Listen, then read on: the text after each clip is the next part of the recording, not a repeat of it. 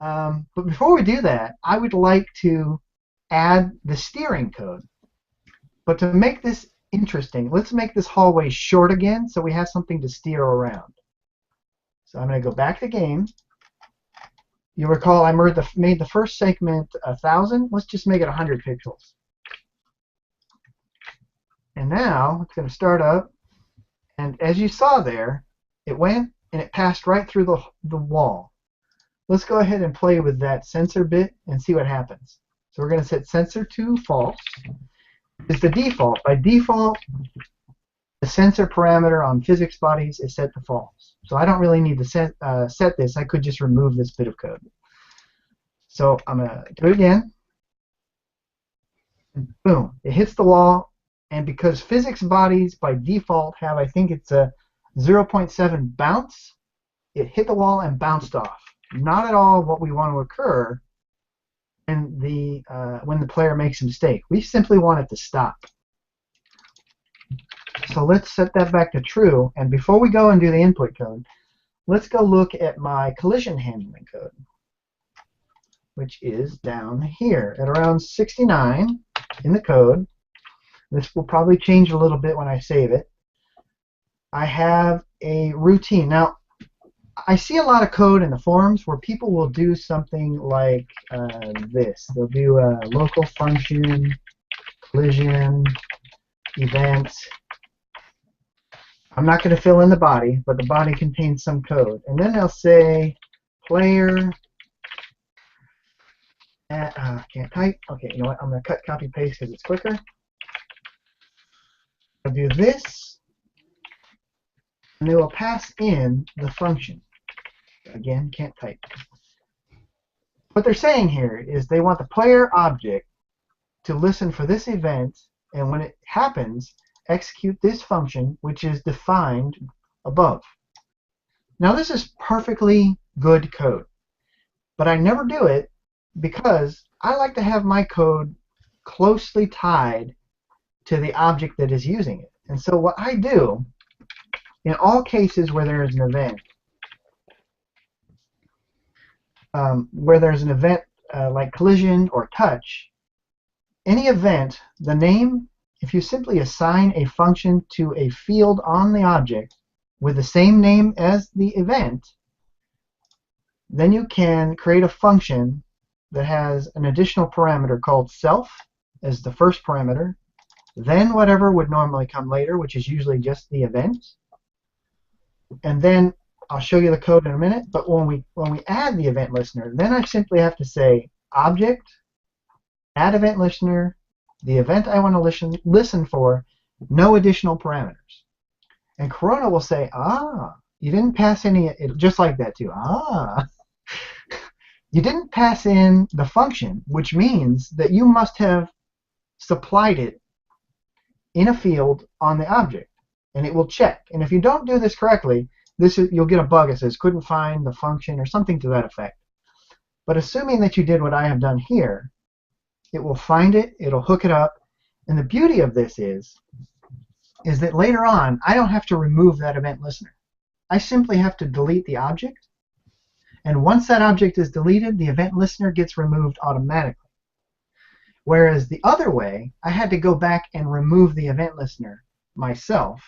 It gets kind of messy. I don't really care for it. So just a rule of thumb, for events that act on bodies or objects, simply use this methodology, and you don't have to do the cleanup part with the remove event listener. You simply have to remove the object. Assuming that you remove the object correctly, everything will function perfectly. So what about this self argument?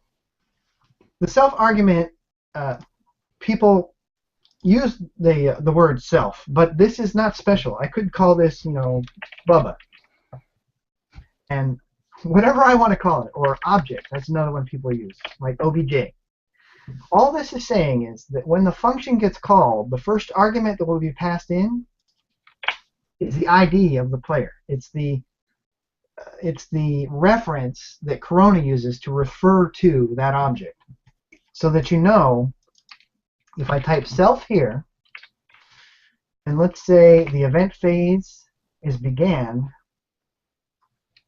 I can then say self, and I know that I'm referring to the player. There's a little bit more to this lesson, but I'll save it for another day. What I'm doing here is actually a little bit wasteful in that I am redefining the function over and over. I don't need to do that, but that again is a lesson for another day. So the point is, let's go back to what happens on collision. Assuming it is a sensor, what we would like is when the object hits the wall that it simply stop moving. To do that, we will call the stop module, which is part of the player module. We will call the stop function, which is part of the player module. It will set this flag is running to false. Is running is a flag that I use inside of the file to simply keep track of whether or not the game is still running. You're still in motion. Everything is good to go. And then I will set the player's velocity to 0. So the collision has occurred. I will set the linear velocity to 0.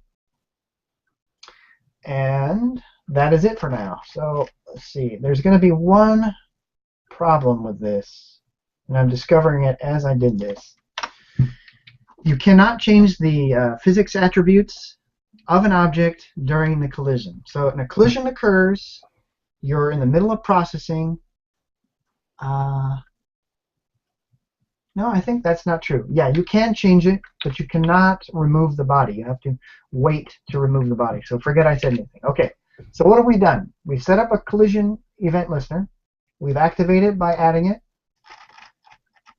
It calls the function down here, public stop, and all that does is clear the flag is running, sets it to false, and makes the object stop. So now, let's make sure that I set is sensor back to true. I'll run this. 1 second later, it'll start moving. It hits the wall, and it stops. Boom, done. So that was a fun game. We're done. I managed to make 1 point. I got past 1 turn, sort of. I would prefer to keep moving. So to keep moving, I need to have some kind of input system.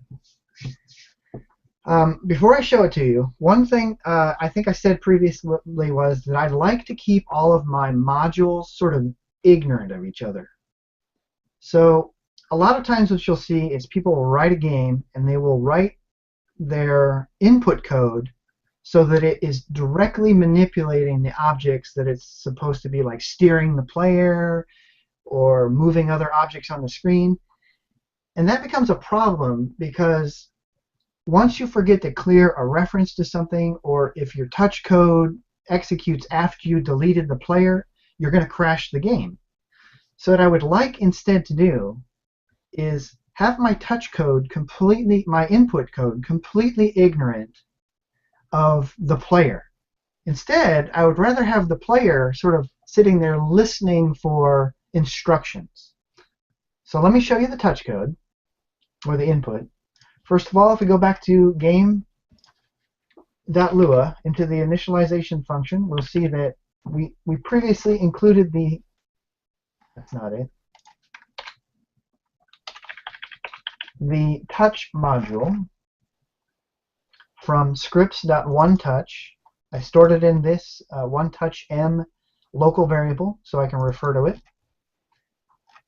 And here I'm going to say onetouchm init. I'm going to pass in the layers so it knows about the layering system. Again, most of our modules care about that. But you'll notice that I'm not telling it about the player. In fact, I don't even create the player until later. So how does this magically hook up with the player? Let's take a look at that.